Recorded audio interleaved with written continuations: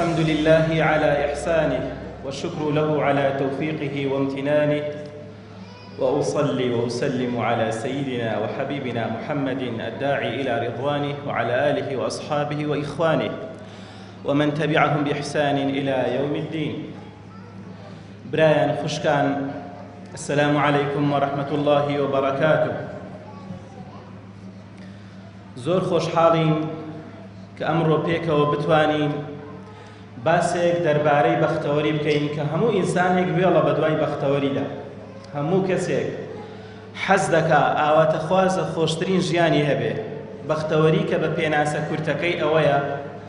ژیانێکی خۆشگوزەران بە باوەڕەوە، بە ئیمانەوە، ژیانێک کە دوور بێ لە ژان، دوور بێ لە تووڕەیی، دوور بێ لە دڵتەنژی، لەگەڵ کردەوەی باش، ئەوە بەختەوەریە.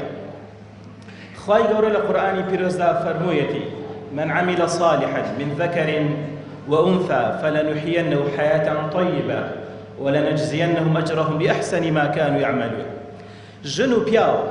نێر و مێ، هەر کەسێک کردەوەی باش بکە، عملی باش بکە، باشترین ژیانی پێدەبەخشین، ژیانێکی بەختەوارانەی پێدەبەخشین لە دنیا، و لە قیامەتیشدا لەسەر جوانترین کردەوەی دنیای پاداشتی دەدەینەوە. چێهە کردەوەی لە هەمووان جوانترە، پاداشتەکەی لەسەر ئەوەی وەردەگرێت. دیارە کردەوەی جوان نەتیجەی هەڵوێست و سلوکی ئینسانەکانە. بۆیە پێغەمبەری خوا صلی الله علیه وسلم لەگەڵ یەکەم پرۆسەی هاوسەرگیریدا فێرمان دەکا، پێمان دەڵێ ئێوە بزانن چی هەڵدەبژێرن بەوەی بیکەن بە هاوسەری ژیانتان، چونکەوە بەشێکە لە بەختەوەری. پێغەمبەری خوا فەرموویەتی صلی الله عليه وسلم لە فەرمودەیەکدا: تنكح المرأة لأربعين لمالها ولحسبها ولجمالها ولدينها فاظفر بذات الدين تربت يداك. دەفەرمێ کە ئافرەتمارە دەبڕدرێ لە بەر چوار شت. ئەو حەدیثە مەشهورەی کە زۆر بەتان دەیزانن، دەفەیان تەماع لە ماڵەکەی دەکەی، یان لە حەسەب و نەسەبی دەکەی، یان لە جوانیەکەی یاخود لە دینەکەی زەفەر بە دینەکەی بەرن. بەڵام لە نەتیجەدا دین بۆ چییە؟ دین بۆ تاکەکانە، بۆ خۆیەتی. زۆر جار هەیە ئێمەی موسڵمان بە تایبەتی برایان یاخود خوشکان زۆر تەرکیز لەوەی دەکەین فڵان کەس بە دینە. بابە دین شتێکە بۆ خۆیەتی، دین شتێکە بۆ تاکە، دین شتێک نییە بە توی بفرۆشمەوە. کەسێ نوێژ دەکات، ڕۆژوو دەگرێت، بە دینە، محەجەبەیە، ڕیشی هەیە، ملتەزیمە، ئەوە هەموو بۆ خۆیەتی، بۆ قیامەتی خۆیەتی، تۆ سوود لەوە نابینی. بەڵام ئەوە مەرجە، دەبێ هەیبێت. بەڵام پێغەمبەر فەرموویەتی صلی الله عليه وسلم: إذا جاء من ترضون دينها وخلقها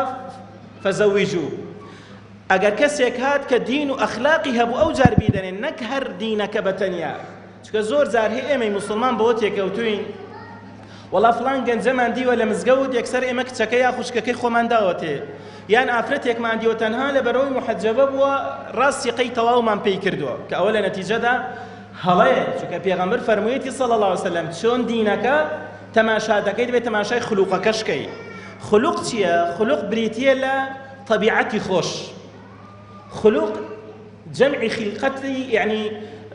خیلقەت بەشێکە لەوەی کە لە طەبیعەتی ئینسانەکاندا هەیە. ئێستا زۆر جار هەیە ئینسان هەیە زۆر بەدینە، بە زۆر ڕەزیلە، زۆر عەسەبیە، زۆر توندە، زۆر چاوچنۆکە، زۆر کۆمەڵک شتی تێدایە. بەڵام پێغەمبەر فەرموویەتی ئێوە دینەکە لەگەڵ خولوقەکەی. خوا لە قورئانەکە بە پێغەمبەری فەرمووە: وئینەکە لەعەلا خولوق عەظیم. نەیفەرمووە وئینەکە یعنی لەعەلا ئەجمەل الناس، تۆ جوانترین کەسی لە ڕووی شکڵەوە، چونکە نە شکڵ و نە ماڵ و نە ئەوانە شتێک نین کە تۆ خۆی پێ هەڵدەیەوە. ئەوەی مهمە طەبیعەت و سروشتی ئینسانەکانە کە بریتیە لە ناخی ئینسان کە چۆن طەبیعەتی خۆش بێ. مەسەلەن بە چ ماڵ بەختەوەر دەبێ؟ بۆی کە تۆ ڕوت خۆش بێت، طەبیعەتت خۆش بێ، ڕەزیل نەبی، دڵپیس نەبی، عەسەبی و تند نەبی، لەسەر خۆبی. هەروەکو پێغەمبەری خوا فەرموویەتی صلی الله عليه وسلم: پێتان بڵێن ئەهلی بەهەشت چێیە؟ فەرموویان بەڵێ پێغەمبەری خوا، فەرمی ئەو کەسێک کە لە هەموو کەس نەرمتر و سەهلتر و لەسەر خۆترە. یعنی تەماشاکەوە بەشێکی گەورەی کە صیفەتی گەورەی پێغەمبەرانی خوایە. ژن و مێرد چۆن بەختەوەر دەبن، عائیلە و خێزان چۆن بەختەوەر دەبن. بەختەوەری بەو معنایانەیە خوشکان برایان کە ئێمە قەت لە یەکتر تووڕە نەبین. زۆر جار هەیە دەڵێ وەڵامە زۆر بەختەوەرین لە ماڵێ، قەت لێک عاجز نابین. والله تۆ لە پێغەمبەری خوا باشتر نی کە لە کاتێکدا خوای گەورە لە قورئانی پیرۆزدا سوورەتی تەلاقی ناردووەتە خوارێک کە کێشە هەبوو لە ماڵی پێغەمبەری خوا خوای گەورە لە چەند شوێنێکدا باسی کێشەی ماڵی پێغەمبەری خوامان بۆ دەکات صلی الله علیه وسلم بەڵام چیان کردووە یەکسەر کێشەکەیان چارەسەر کردووە دەکەواتە بەختەوەر ئەو کەسەیە کە کێشەی دەبێ مەشاکلی دەبێ عاجزبوون دەبێ بتوانێت کێشەکەی خۆی حەلکە چارەسەرکە نەوەک بگاتە دنیا نەوەک بگاتە دنیا خوای گەورە لە قورئانی پیرۆزدا باسی دوو میثاق و بەڵێنمان بۆ دەکا کە هەردووچیان بە غەلیظ ناوی هاتووە غەلیظ یعنی زۆر چڕ و پڕ و بە قووت یەکەمیان دەفەرمێ وأخذنا منكم ميثاقا غليظا بحثي ژن و پیاو دەکا ژن و پیاو کەمانە دەبڕدرێ بەهێزترین پەیمان لە بینیاندا هەیە دووەمینیان پەیمانی بینی پێغەمبەرانی خوا وإذا أخذنا من النبيين ميثاقهم ومنك ومن نوح وإبراهيم وموسى وعيسى وابن مريم وأخذنا منهم ميثاقا غليظا پەیمانم لە هەموو پێغەمبەران زۆر بە پتەوی وەرگرتووە زۆر بەهێزە بینی پەیمانی بینی خوا و پێغەمبەرانی خوا و ئەو پەیمانەی لە بینی چێ لە بینی ژن و پیاودا هەیە کە بە زەواج و بە نیکاح دروست دەبێت بۆیە خوشکانی بەڕێز برایان باشترین شت ئەوەی ئێمە ئەو ئیمانەی کە هەمانە بەرهەمی هەبێ کە بریتێ لە عەمەلی ساڵح ئەها هیندی خێزانی ئەبوو سوفیان کە هاتە لای پێغەمبەری خوا فەرمووی دەتوانم ماڵ لە پیاوەکەم بەرم چی چۆن دەبێ ماڵی لێبەرێتی پێغەمبەری خوا ڕەزیلە و یارمەتیم نادا ئەبوو سوفیان سەحابەش بوو بەڵام تەماشا کە زۆر جار هەیە سیفەتەکان ئینسانەکان وا دەکەن ماڵەکان بەختەوەر نەبێت خۆشی لە ماڵەکاندا نەبێت بۆیە پێغەمبەری خوا فەرموویەتی صلی الله علیه وسلم کە کەسێکتان داخوازی کرد زۆر لێی بکۆڵنەوە هەتا 7 جار بڕۆ بە دوویدا بڕۆ زۆر بەوردی تەماشایکە تەماشاکردنەکە وەکو شکل و دیکۆرەکە دڵت پێی خۆش بێ و لە هەمان کاتدا بزانە ئەو ئینسانە تەبیعەتی چۆنە و هەروەها خوای گەورە لە قورئانی پیرۆزدا فەرموویەتی وعاشروهن بالمعروف معاشرە و تعامل لەگەڵ ئافرەتا بکەن زۆر بەباشی زۆر بە چاچی ڕێزیان بگرن حورمەتیان بگرن پێغەمبەر فەرموویەتی صلی الله علیه وسلم ئەوانە رفقا بالقواریر ئەوانە چۆن تعامل لەگەڵ شوشەدا دەکەی ئەوە تعاملیان لەگەڵدا بکە واتە نابێت تۆ بە توندی لەگەڵ ئافرەدا تعامل بکەی هەتا بکرێ بە شێوازێکی نەرم و لەسەرخۆ و دەفەرمی ئەگەر لە بینی تۆ خێزانیشتدا کێشەک هەبوو عەسى ئەن تەکرهوا شەیئا ويجعل الله فيه خيرا كثيرا زۆر جار هەیە کێشەت دەبێ بەڵام ئەو کێشەیە لە نەتیجەدا خێرێک دەدا بەدەستەوە ئێمە وەکو مسلمان بە تایبەتی پیاوان ئەمەوەم زانی کۆڕەکە بە تەنیا بۆ خوشکانە بۆیە زیاتر باسی ئەوم ئامادە کرد بوو بەڵام پیاوان هەتا وەکو باش بن لەگەڵ خێزانەکانیان نیشانەی باوەڕیانە نیشانەی چاچیانە پێغەمبەری خوا مەدحی سەحابەکان دەکات دەفەرمێ خەیڕکم لئەهلی وأنا خەیڕکم لئەهلی بەسە بۆی ئەو فەرموودە بکەینە دەست پێک بۆ بەختەوەری دەفەرمێت باشترین کەس لە ئێوە ئەو کەسەی بۆ ماڵ و مناڵی خۆی باشە زۆر جار هەیە نەفەر هەیە لە دەرێ ڕووی زۆر خۆشە پێکەنینی هەیە بە خوڵقە بەس لە ماڵی هیچ لەو شتانەی نییە کە بەڕاستی پێغەمبەری خوا فەرموویەتی صلی الله عليه وسلم چاکترین کەس ئەوە نەیفەرموو ئەوەی زۆر نوێژان دەکات نوێژ لە هەموو شتێک باشترە یا ئەوەی زۆر بە ڕۆژوو دەبێت دەفەرمێەوەی بۆ ماڵ و مناڵی باشە جات خوا نوێژێک ڕۆژوویەک زەکاتێک چاکەیەک ئیمانێک فێری ئەوە نەکا بەزەید بە خێزان و مناڵی خۆت داوێتەوە تۆ چی ئیسلامەتێک فێر بووی پێغەمبەری خوا فەرموویەتی صلی الله عليه وسلم لە فەرموودەیەکی تردا إنه كان يقول ما استفاد المؤمن بعد تقوى الله خيرا من زوجة صالحة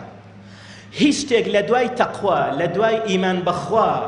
لە ئافرەتێکی باشتر نییە بۆیە ئافرەتان هەتا باش بن ماڵ بەختەوەر دەبێت باشی ئافرەت بریتێ لەوەی کە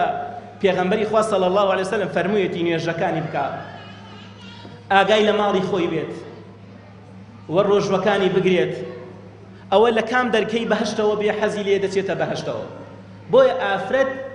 ئافرەت بۆ خۆی شوانە بەسەر ماڵی پیاوەکەی خۆیەوە جا پێغەمبەر فەرموویەتی باشترین شت لە دوای تەقوا و ئیمان بریتێ لە ئافرەتی صالحە کام ئافرەتی صالحە بەچ بزانین ئەو ئافرەتە صالحەیە بزانین خوشکان بزانن ئەو حەدیسەیەوە دەگرێتەوە دەفەرمێ ئین ئەمەڕەها ئەطاعەتهو ئەگە پیاوەکەی پێی بڵێ وابکە یعنی قسەی ئەمرێکی پێ بکات جێبەجێیکە نەک بڵێ نایکەم چۆنە وابکەم و دەزانین داخوا چیت بۆ کردوین پێدا بڕۆ هەتا ئەوەی کە ژن بۆ خۆیان دەڵێن وئین نظر إليها سرته ئەگەر تەماشای ژنەکەی خۆی کرد دڵی پێی خۆش بێ چۆن یعنی ژنەکە لە خۆی بخەفتێ بای ئەوەی اهتمام بە خۆی بدا کە تەماشای کرد زەردەخەنەیەکی هەبێت تۆزە خۆی جوانکە بەڕێک و پێشی بۆی ئەو پیاوە ئەو بۆشایی کە بۆی دروست دەبێت بۆی پڕی کاتەوە نەک تەماشای کە یەکسەر جەهەندەمی بەبیر بێتەوە یعنی وا تووڕە و تند و بەنەوعە خۆی پیشاندا چکە زۆر ژن هەیە بەو نوعە تەعامل لەگە پیاوەکەی دەکات کە ئەنەما دەیەوێ وەتزانێ و ئازایەتی کە ژن لە ژنەکەی خۆی بترسێ یان زۆر بە محاسبە بێنە وإن نظر إليها سرته كتماشايك الراس ضلي فيه خوش به أو نشاني وآفرة صالحة وإن أقسم عليها أبرته بيغمر فرمي أجر بياوك سوين دي لسري خوار سوين دكينه هلا بكوي مثلا تي والله دبيئة أو شيء بكي نهي على سوين دكي بكوي والله هزار سوين ديش بكوي دنا نايكم نعم يكسر نهي على سوين دي بكوي نشاني أو آفرة صالحة